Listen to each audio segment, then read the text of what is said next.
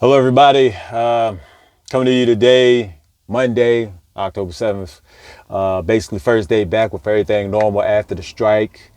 Just wanted to talk a little bit about the weekend because I did work Saturday and obviously I worked today. Just talk a little bit about how things went at the port, how it was looking. As far as today is concerned, things back to normal. So, kind of, sort of. Usually at the ports like Vig, that place is usually packed around 10, 11, 12. But today, I was still able to get some appointments in without actually having to worry about a time restraint, or at least at the stack I was at, it didn't have any. You know what I'm saying? So I want to say I was in and out, but I wasn't. But I was there relatively fast. You know what I'm saying? Or I got out relatively fast. Let me put it like that. NIT, on the other hand, I was there for almost an hour. No, I had to be there for an hour, which is not usual with NIT when I usually go there. So it was pretty. I don't even know if it was necessarily packed versus it was just slow. It's kind of hard to say one or the other. And if you've been to NIT and VIG, you know that they got at every stack, they got 5 lanes. But with NIT, they decided to reserve 2 lanes for the yard jockeys. So they always have a lane open for them. Whereas at VIG, it's pretty much, you get all 5 lanes that drivers can go to. So that sucks at NIT for that reason. But yeah. And that's also a reason why that took longer than it should have, in my opinion. But that was today. As far as how the ports were on Saturday, the first day coming back from the strike, it honestly was the opposite. Like, I had 2 runs going to VIG. I had 1 run going to NIT. I got in and out of NIT without a problem. And I was over there like first thing in the morning, 7 o'clock to 8 o'clock. I thought that joint would be packed. It was not. That joint was smooth. So when I did my other runs is when problems started to happen. And in all honesty, the runs really, the ports aren't necessarily, well, the first time I went to VIG wasn't necessarily the problem with the port. That was more of a dispatch thing. Heck, even the third run was somewhat of a dispatch thing. And ultimately, man, they just wasted like a good 4 hours of my day, maybe even a good 4.5.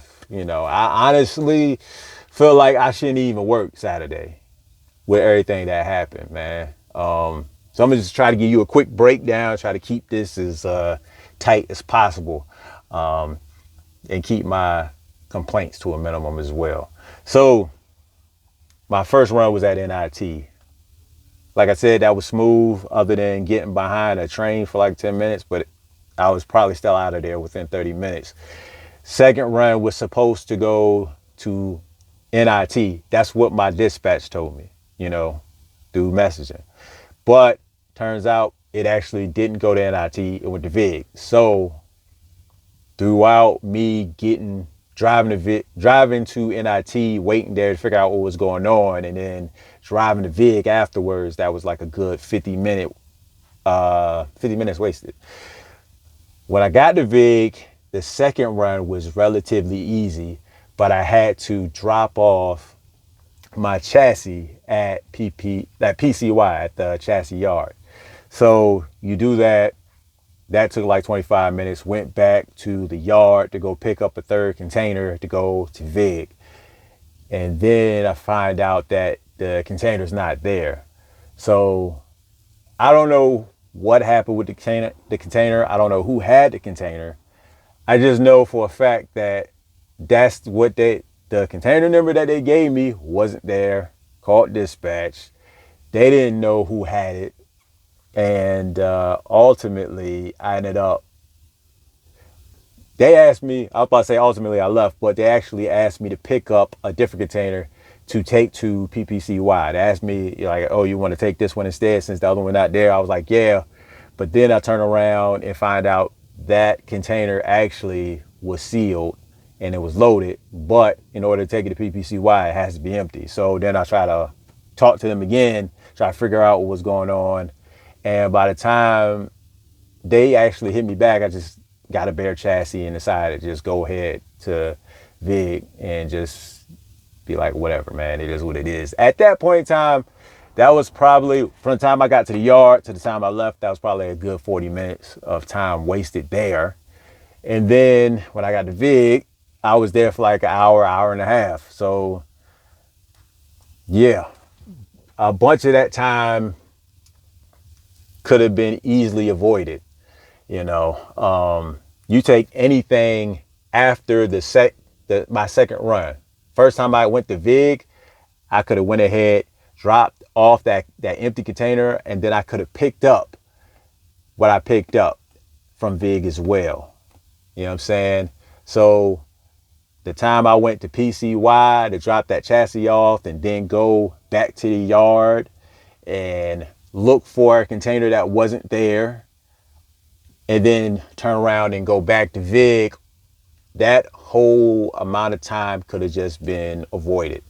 On top of the fact that if they would have told me, dispatch, if they would have told me to go to Vig instead of telling me to go to NIT, that would have been another 50 minutes that would not have been wasted. You know what I'm saying? So that just pissed me off for the rest of the day. I mean, it is what it is, but at the same time, it ain't. It is what it is. You know what I'm saying? I value my time and I didn't get anything out of that. You know what I'm saying? I didn't get not a dime out of that extra 4.5 hours that I wasted.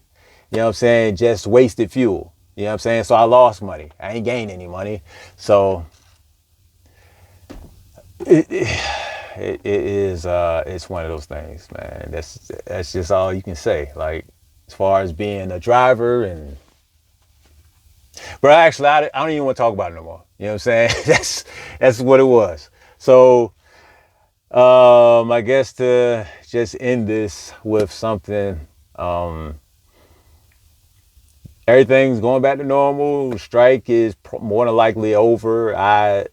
It's suspended, but more than likely they not doing anything with the strike after this. You know what I'm saying? They'll fight for the automation situation. I don't know exactly what they want. You know, well, I know what they want, but what is actually negotiable to them?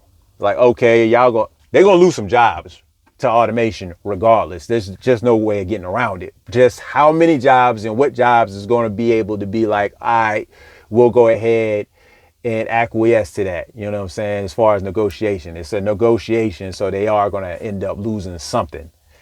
I mean, they wanted 77% over 6 years. They got 62% over 6 years.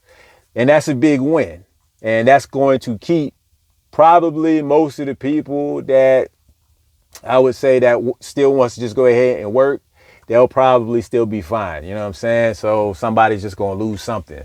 But at the end of the day, that's the end of this for right now. If anything significant comes up with the strike, I will, talk about it in another video. But yeah, I mean, we'll see. I don't think it's going to be nothing else to really worry about here. So yeah, with that being said, I'll see y'all in the next video. Hopefully y'all saw this through the end. And if you did, thanks for watching.